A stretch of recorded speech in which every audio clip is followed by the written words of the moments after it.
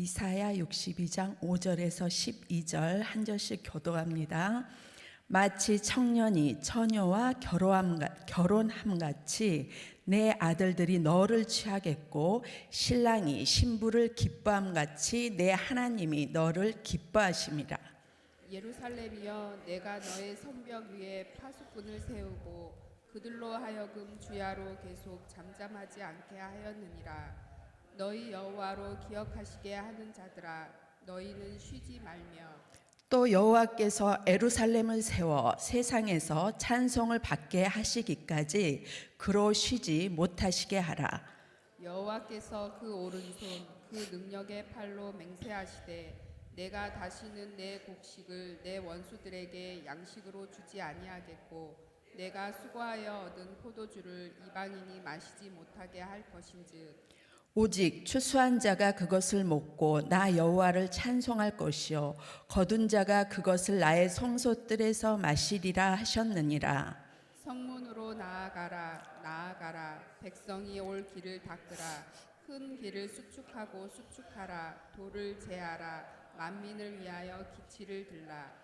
여호와께서 땅끝까지 선포하시되 너희는 딸 시온에게 이르라. 보라, 내 구원이 이르렀느니라. 보라, 상급이 그에게 있고 보응이 그 앞에 있느니라 하셨느니라. 사람들이 너를 일컬어 거룩한 백성이라. 여호와께서 구속하신 자라 하겠고 또 너를 일컬어 찾은 바 된 자요 버림받지 아니한 성읍이라 하리라. 아멘. 이 아침도 하나님 앞에 예배하기 위해 오신 여러분 주님의 이름으로 축복합니다. 우리 성도 여러분, 우리가 이 땅에 살면서 진정한 삶의 행복과 기쁨의 1순위가 무엇이라고 생각하십니까? 우리 하나님, 예수님, 성령님 빼고요. 네. 1순위가 무엇일까요? 남들의 기쁜 소식과 행복을 접하면 함께 기뻐해 줄 수는 있지만 내 것이 될 수는 없습니다.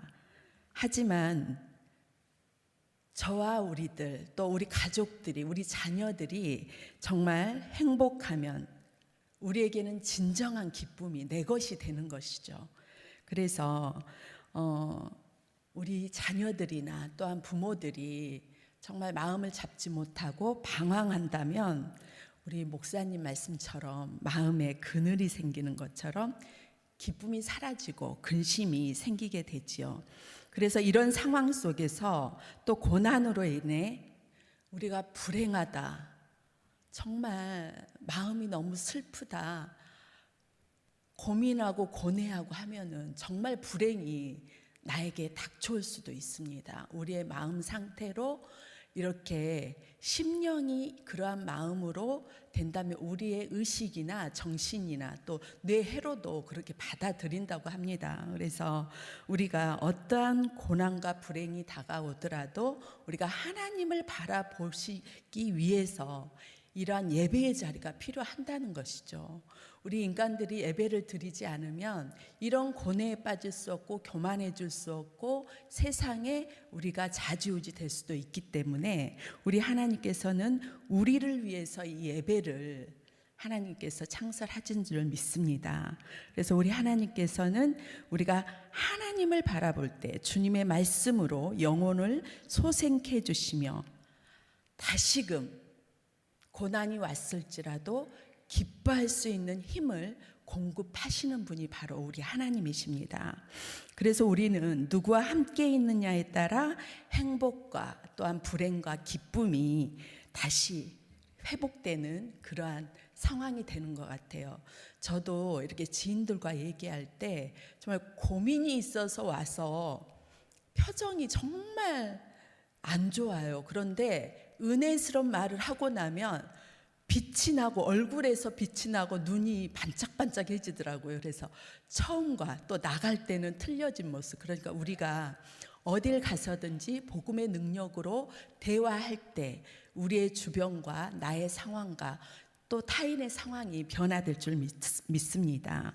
그래서 주변 사람들에게 또 나의 진정한 정말 친구들에게, 주변 인물들에게 정말 그 아픔에 대해서만 이야기하는 것이 아니고 우리가 소망을 줄 수 있는 우리 하나님의 그런 언어로, 행복의 언어로 그들과 함께 대화하고 또 복음으로 우리가 치리를 한다면 이 사회는 더욱더 밝아질 것입니다. 하지만 인간은 어쩔 수 없이 그 피조물이기 때문에 우리가 그러한 일반 우리 상황 속에서만 이렇게 하고 있는 것이 아니고 정말로 우리가 달려갈 곳은 사람을 상대하는 것이 아니라 하나님께로 달려가야 한다는 것이에요, 결론은. 그래서 우리의 정말 진정한 기쁨과 회복을 우리에게 충전해서 다시금 또 사회에 나가서 그러한 역할을 해야 되겠죠. 그래서 오늘 본문 말씀에 전능하신 창조주 하나님 아버지께서 우리에게 어떻게 말씀하시는지 우리가 한번 보겠습니다. 하나님께서 우리를 어떻게 보시는지 5절에 보시면 신랑이 신부를 기뻐함같이 내 하나님이 너를 기뻐하시리라 이렇게 말씀하고 있습니다. 신랑 되신 예수님께서 우리를 신부 보는 것 같이 사랑하신다는 것입니다. 그 사랑의 깊이와 넓이가 우리 하나님은 무한하십니다. 그래서 저도 기도할 때 하나님의 깊음과 그 넓이의 사랑을 달라고 기도할 때가 많이 있습니다. 우리 하나님은 무한하신 사랑을 갖고 계신 분이시기 때문에 우리가 그 사랑을 요청할 때 하나님께서는 은혜를 주셔서 우리에게도 그 깊은 사랑을 주실 줄 믿습니다. 인간의 사랑도 때론 아름답고 또 보시기에 좋았더라라고 말씀처럼 너무 좋고 행복하지만 우리가 죄로 인해서 저와 여러분의 사랑은 정말 퇴색될 수도 있고 또 변화무쌍할 수도 있습니다. 또 인간의 사랑은 영원하지 않기 때문에 그게 바로 인간의 단점이에요. 영원하지 않는다는 거. 인간은 정말 영원하지 않는 존재잖아요. 하지만 우리 하나님은 그 사랑이 어제나 오늘이나 동일하게 영원토록 동일하신 하나님을 우리가 함께 섬기고 있습니다. 로마서 8장 31절 이하에 보시면 누가 우리를 그리스도의 사랑에서 끊으리요? 환난이나 공고나 핍박이나 기근이나 적신이나 위험이나 칼이라 더 많은 말들이 있습니다. 사망, 생명, 천사들, 권세자들, 현재일, 장래일, 능력, 높음, 깊음, 다른 어떤 피조물 가운데서도 우리의 사랑은 끊을 수가 없다는 것이에요. 그래서 우리 하나님은 그 사랑에서 끊을 수도 없지만 마지막에 뭐라 그러냐? 우리가 종일 주를 위하여 죽임을 당케 되며 도살할 양같이 여김을 받았나이다 그래요. 하나님의 사랑은 끊임없지만 우리의 삶은 그렇지 않다는 것이에요. 그래서 우리가 이런 표현은 옳지는 않겠지만 처절하게 살아가는 그런 삶이잖아요. 결론은 살아내야 하는 우리의 열심이 있어야 되잖아요. 그래서 우리 인생이 우리는 아무것도 할 수 없는 존재라는 것을 우리가 고백하는 것, 그리고 그 아무것도 할 수 없는 것을 하나님께 요청할 때 우리 하나님은 우리를 긍휼히 여기시는 것이에요. 긍휼히 여겨서 난 아무것도 할 수 없다는 그 고백이 하나님이 기뻐 받으신 줄 믿습니다. 그래서 우리는 유한한 존재, 인간이 해결할 수 없는 그런 숙제를 모두가 가지고 있습니다. 그래서 다른 사람만 처해 있는 것이 아니고 나도 항상 그러한 처지에 있을 수 있다는 것을 명심하시고 타인의 그 아픔에 깊이 있게 같이 동조해 주시는 저와 여러분 되시길 바랍니다. 그게 성숙한 믿음인 것이죠. 그래서 사도 바울이 얼마나 위대한 사람입니까? 셋째 하늘까지 3층까지 올라가고 또 주의 환상과 계시를 보고 바울의 손을 얹은 즉 모든 병이 치료되고 심지어 바울의 손수건을 갖다 대도 치료함 받는 그러한 능력의 종이었지만 그가 하나님 앞에서는 겸손히 나는 하나님 앞에 나의 약한 것 외에 자랑할 것이 없다라고 말씀했습니다. 저와 여러분이 아무리 높은 자리에 있든지 아무리 능력이 있든지 재물이 많든지 똑똑해도 우리의 낮음을 자랑해야 되는 것이에요. 우리가 어저께 우리 사랑의 동산에서 배운 게 뭡니까? 정말 낮아져서 남을 섬기는 거. 그래서 우리 하나님께서는 그러한 자들에게 능력을 부어주시는 것이에요. 섬기고 낮아지고 이런 분들을 하나님은 눈여겨보십니다. 그래서 우리 하나님이시기에 그 능력자이신 하나님께서 스스로 할 수 없는 저희들을 위해서 이렇게 예수님을 보내주셨기 때문에 우리가 이러한 복음 안에서 그 능력을 체험할 수가 있는 것입니다. 하나님께서 우리를 신랑과 신부를 사랑하는 것 같이 너무도 사랑하시는 그 우리 인간을 정말 우리는 별 볼 일 없잖아요. 솔직히 우리가 내세울 게 뭐가 있습니까? 하나님 앞에서는. 그렇기 때문에 우리 하나님의 그 사랑을 제가 이렇게 서두에 사랑에 대한 얘기를 이렇게 깊이 있게 하는 겁니다. 오늘 제가 이렇게 하나님의 사랑과 고난을 이렇게 여러분들에게 주입하는 것은 예수님의 그 영원한 세계에 들어오신 저와 여러분이 이 하나님의 집인 교회에 소속해서 자유롭게 교회를 출입할 수 있다는 거.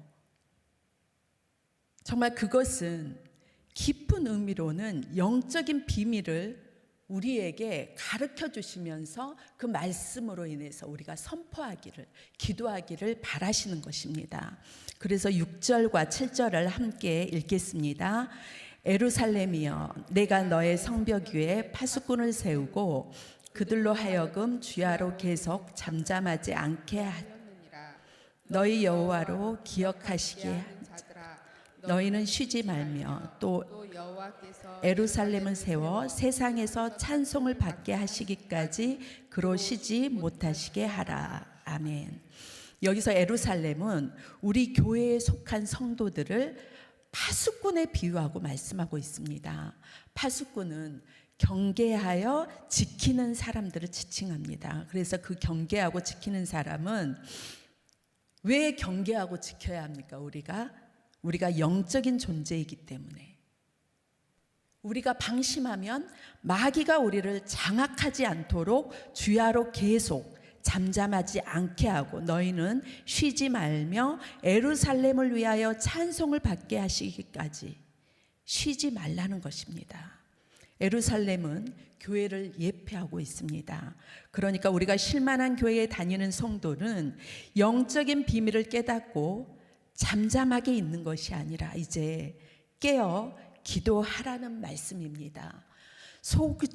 소극적인 기도가 아닌 하나님께서 찬송을 받으실 만한 위대하신 분이라는 것을 우리가 응답으로, 입술로, 고백으로 선포, 기도하라는 것입니다. 특별히 우리 교회에 좋은 전통이 뭡니까? 수요 예배와 토요일 온 교우가 하나님 앞에 간절히 통성으로 선포하고 있습니다. 온 교우는 큰 소리로 선포하며 또 주의 종들은 축복과 축사를 선포하며 크게 한 목소리로 부르짖는 기도. 우리 교회가 함께 온 교우들이 함께 불같은 기도를 할 때 그 향기로운 제물을 드림같이 하나님이 기뻐하며 감동하신다는 것을 우리가 영적으로 알아야 되는 것입니다. 그래서 더 많은 교우들이 나와서 우리 모두가 불처럼 기도하고 선포하고 기도할 때 우리 쉴만한 교회는 우리 이 순천 지역에 선포하며 이 땅을 다스리며 이 땅을 정복하는 그러한 영적인 교회로 더욱더 크게 도약할 수가 있을 것입니다. 성도 여러분, 우리가 말씀을 받아 우리의 마음의 변화를 받아서 하나님이 기뻐하시는 뜻을 우리가 매 순간 분별해야 되잖아요. 그러기 위해서는 우리가 말씀을 들었을 때 우리가 깨닫고 그거를 중심에 가지고 교회에서 기도로서 우리가 선포하는 것, 그게 바로 능력이 되는 것이에요. 말씀을 듣는다고 해서 그게 다가 아닙니다. 우리 모두는 선포를 통해서 이 땅을 뒤에 나오겠지만 하나님의 말씀으로 다시금 재정비되고 다시금 하나님 말씀으로 수축되고 건설하면서 하나님의 길을 예비하시는 저와 여러분 되시길 주님의 이름으로 축복합니다. 그래서 저는 어떤 교회보다 우리 교회가 영적인 능력을 소유하는 성령의 역사가 충만한 교회가 되길 정말 간절히 바랍니다. 8절을 보십시오. 다 함께 읽어보겠습니다. 여호와께서 그 오른손 그 능력의 팔로 맹세하시되 내가 다시는 내 곡식을 내 원수들에게 양식으로 주지 아니하겠고 내가 수고하여 얻은 포도주를 이방인이 마시지 못하게 할 것인즉. 아멘. 우리 하나님께서 선포하며 기도하는 자에게 예수님의 십자가의 보혈의 능력의 팔로 맹세해 주셔서 반드시 마귀에게 빼앗김 당했던 것도 다시 찾겠지만은 다시는 마귀에게 빼앗김 당하지 않도록 여러분들을 주의 군사로 일으켜 세워 주실 것입니다. 하지만 이러한 은혜를 누가 누리는 것입니까? 하나님을 뜨겁게 신앙하고 주님께 섬김과 기도로 헌신하는 그런 시간이 있는 자들에게 하나님께서 이렇게 그 모인 무리들과 성도들에게 합심해서 기도할 때 더 큰 하나님의 은혜가 임한다는 것이에요. 제가 오늘 설교하는 요지는 그겁니다. 우리가 합심해서 기도하는 것. 그래서 저는 수요 예배에 토요 새벽에 이 강단이 더 찼으면 좋겠어요. 정말 다른 교인들도 수요 예배, 토요 예배, 우리 교회에서 예배하고 싶다. 이렇게 뜨겁게 기도하는 교회 만나고 싶다. 이런 얘기가 들리도록 우리 교회가 그런 교회 되길 바랍니다. 그래서 하나님께서는 10절과 11절에 보면 성문으로 들어가라. 그리고 백성들이 올 길을 닦으라. 그 길을 수축하고 도를 제하라. 만민을 위하여 기치를 들라. 우리 교회가 기도하고 뜨겁게 불같이 일어난 성령의 역사가 일어나면 만민들이 몰려올 거예요. 그러기 위해서 우리가 기도하는 겁니다. 우리가 아무리 교회를 초청한다고 해도 우리가 준비되지 않으면 만민들은 오지 않을 것이에요. 우리가 그 아름답지 못한 것을 빼어내고 돌을 제거하고 다시금 그 길을 예비할 수 있는 길을 수축하고 정말 하나님의 자녀들이 귀한 발걸음을 할 수 있는 길을 우리가 만들어 놓을 때 그러기 위해서 우리의 헌신과 기도는 정말 어쩌면 처절하게 아픈 우리 성도님들 새벽에 나올 때 힘들 때는 어쩌면 처절하게 나올 수도 있습니다. 어떤 분들은 정말 주방에서든 청소할 때든 처절할 수가 있어요.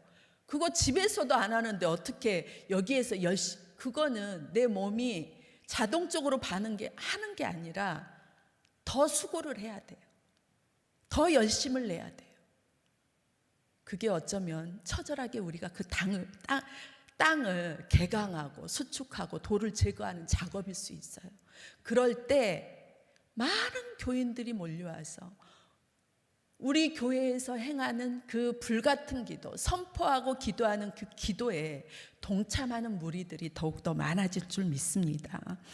그래서 그 성읍은 큰 의미로는 12절에 보면 우리가 하나님께서 사람들이 너희를 일컬어 거룩한 백성이라 또 여호와께서 구속하신 자라 하겠고 또 너를 일컬어 찾은 바 된 자요 버림받지 아니한 성읍이라 하리라 이렇게 말했습니다. 성읍은 큰 의미로 이렇게 나라를 말하면서 또 적은 의미로는 우리가 성을 출입하는 우리 이 지역 또 우리 가정이 될 수도 있습니다. 그래서 어떻게 보면 우리 후손이 살 이 땅, 이 지역이 바로 성읍이 될 수 있습니다. 우리는 이제 선포하며 기도할 때입니다.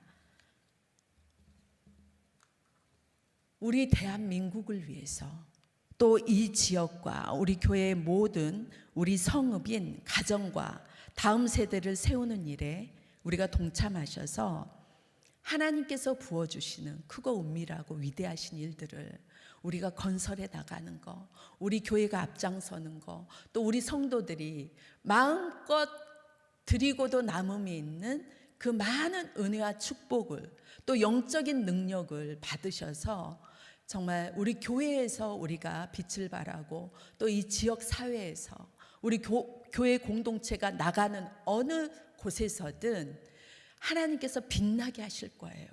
저는 그 교회를 꿈꾸고 있습니다. 우리 교회를 통해서. 그래서 수요일과 토요 예배에 정말 우리가 유튜브로 드리는 것도 어쩔 수 없이 드려야 되겠지만 그 시간만큼은 합심해서 기도할 때 기도의 시간이 더 길어지고 많은 무리들이 불같이 일어나는 기도를 통해서 순천 지역의 적게는 또 세계 열방이 주님께로 돌아오는 일에 우리 모두가 힘쓰는 저와 여러분 되시길 주님의 이름으로 축복합니다.